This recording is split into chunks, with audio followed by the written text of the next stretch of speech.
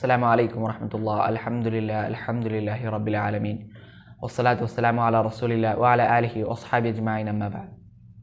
നബി സല്ലല്ലാഹു അലൈഹി വസല്ലമയുടെ പരസ്യ പ്രബോധനത്തെ പറ്റിയാണ് കഴിഞ്ഞ വീഡിയോയിലൂടെ ചർച്ച ചെയ്തത്. നബി സല്ലല്ലാഹു അലൈഹി വസല്ലമയുടെ പരസ്യ പ്രബോധനം ഏതാനും മാസങ്ങൾ പിന്നിടുമ്പോൾ അറബികൾക്ക് മറ്റൊരു പ്രശ്നം കൂടി വന്നു. അതായത് പ്രശ്നം എന്താണെന്ന് വെച്ചാൽ അന്ന് ഹജ്ജ് മാസം അടുക്കുകയായിരുന്നു.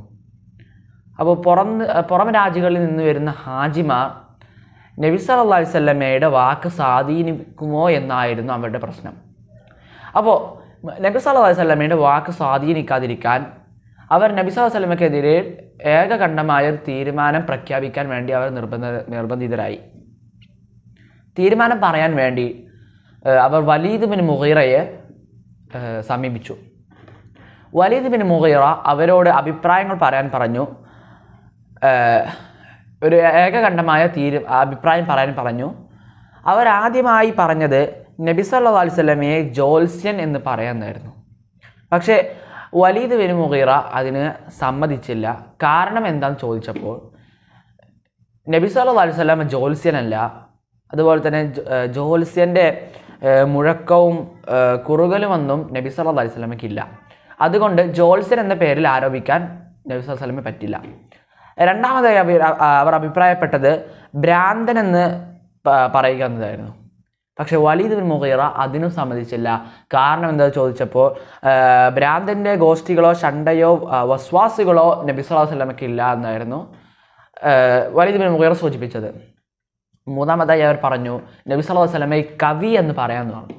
പക്ഷെ വലീദ് ബിൻ മുഗീറ അതും നിരസിക്കുകയാണ് ചെയ്തത്.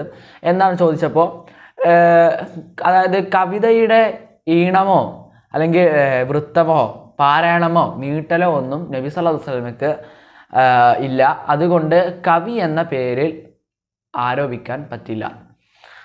നാലാമതായി അവർ അഭിപ്രായപ്പെട്ടത് മാരണക്കാരൻ അഥവാ സാഹിർ എന്ന പേരിലായിരുന്നു. പക്ഷെ വലീദ് ബിൻ മുഗീറ അതും നിരസിച്ചു. കാരണം എന്താ ചോദിച്ചപ്പോൾ ഈ മാരണക്കാരുടെ ഉറുക്കും ഊത്തുമെല്ലാം നബി സല്ലല്ലാഹു അലൈഹി വസല്ലമയ്ക്കില്ല. അതുകൊണ്ട് സാഹിർ അഥവാ മാരണക്കാരൻ എന്ന പേരിൽ നബി സല്ലല്ലാഹു അലൈഹി വസല്ലമയെ ആരോപിക്കാൻ പറ്റില്ല. അപ്പോൾ അവർ ചോദിച്ചു പിന്നെ നാം എന്ത് പറയും? അദ്ദേഹം വലീദ് ബിൻ മുഗീറ അതിന് മറുപടി പറഞ്ഞു, അള്ളാഹുവാണേ, അവൻ്റെ വാക്കുകൾക്ക് വല്ലാത്തൊരു മാധുര്യമുണ്ട്. അതിൻ്റെ മൂലം പരിമളപൂരിതവും ശാഖഫല നിർഭരവുമാണ്. നിങ്ങൾ ഇപ്പറഞ്ഞ ഏതെങ്കിലും ഒന്ന് ആരോപിച്ചാൽ ഉറപ്പായും ജനങ്ങൾ പറയും ഇത് ശരിയല്ലെന്ന്. നിങ്ങൾക്ക് ആരോപിക്കാവുന്നതിൽ താരതമ്യേന മെച്ചപ്പെട്ടത് സാഹിർ അഥവാ മാരണക്കാരൻ എന്നതാണ്. കാരണം അവൻ തൻ്റെ മാരണവിദ്യ കൊണ്ട് ഒരു വ്യക്തിയുടെയും അവൻ്റെ പിതാവിൻ്റെയും അവൻ്റെ സഹോദരൻ്റെയും അവൻ്റെ ഭാര്യയുടെയും അവൻ്റെ കുടുംബത്തിൻ്റെയും എല്ലാം ഇടയിൽ ഭിന്നതയുണ്ടാക്കുന്നു. ഈ ഒരു തീരുമാനത്തിൽ അവരെല്ലാം പിരിഞ്ഞു. അതായത് വലീദ് ബിൻ മുഗീറ സൂചിപ്പിച്ചത് നബി സല്ലല്ലാഹു അലൈഹി വസല്ലമയെ ഇവർ പറഞ്ഞ അഭിപ്രായപ്പെട്ട ഈ 4 പേരുകൾ ആരോപിച്ചു കഴിഞ്ഞാൽ, അതിൽ ഒരു പേര് ആരോപിച്ചു കഴിഞ്ഞാൽ അത് ജനങ്ങൾ പറയും അത് ശരിയല്ലെന്ന്. അതുകൊണ്ട് ആ പേരുകൾ നബി സല്ലല്ലാഹു അലൈഹി വസല്ലമയെ ആരോപിക്കാൻ പറ്റില്ല എന്ന് വലീദ് ബിൻ മുഗീറ സൂചിപ്പിച്ചു. എന്നാൽ കുറച്ചും കൂടി താരതമ്യേന കുറച്ചും കൂടി മെച്ചപ്പെട്ടത് സാഹിർ അഥവാ മാരണക്കാരൻ ആണെന്നും വലീദ് ബിൻ മുഗീറ സൂചിപ്പിച്ചു. ഇനി മറ്റു ചില റിപ്പോർട്ടുകൾ നമുക്ക് കാണാം.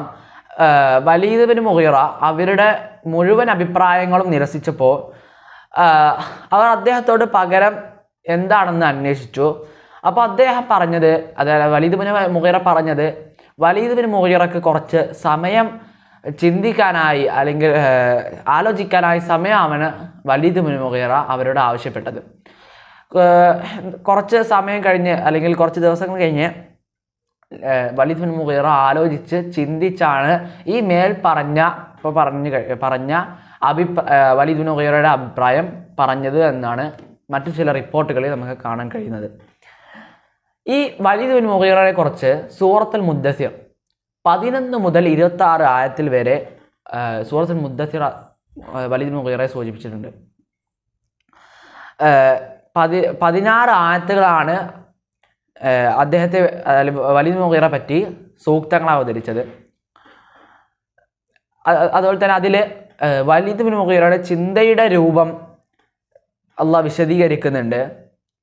അതായത് ഇന്നഹു ഫക്കറ ഖദ്ദർ ഫഖുതില കൈഫ ഖദ്ദർ സുമ്മ ഖുതില കൈഫ ഖദ്ദർ സുമ്മ നദർ ثم عبس وبصر ثم أدبر واستكبر فقال إن هذا إلا سحر يؤثر إن هذا إلا قول البشر. ഈ ആയത്തുകളിലായിട്ടാണ് വലീദ് ബിൻ മുഗീറയുടെ ചിന്തയുടെ രൂപം ചിത്രീകരിച്ചിട്ടുള്ളത്. അതായത് അതിൽ പറയുന്നത്, നിശ്ചയം അവനൊന്ന് ചിന്തിച്ചു, അവനൊന്ന് കണക്കാക്കുകയും ചെയ്തു, അതിനാൽ അവൻ നശിക്കട്ടെ. എങ്ങനെയാണ് അവൻ കണക്കാക്കിയത്? വീണ്ടും അവൻ തുലയട്ടെ, എങ്ങനെയാണ് അവൻ കണക്കാക്കിയത്? പിന്നീട് അവനൊന്ന് നോക്കി, പിന്നീട് അവൻ മുഖം കറുപ്പിക്കുകയും ചെയ്തു. പിന്നെ അവൻ പിന്നോട്ട് മാറുകയും അഹങ്കാരം നടിക്കുകയും ചെയ്തു. എന്നിട്ട് അവൻ മൊഴിഞ്ഞു, ഇതാരിൽ നിന്നോ ഉദ്ധരിക്കപ്പെടുന്ന മാരണമല്ലാതെ മറ്റൊന്നുമല്ല, ഇത് മനുഷ്യവചനങ്ങളല്ലാതെ മറ്റൊന്നുമല്ല.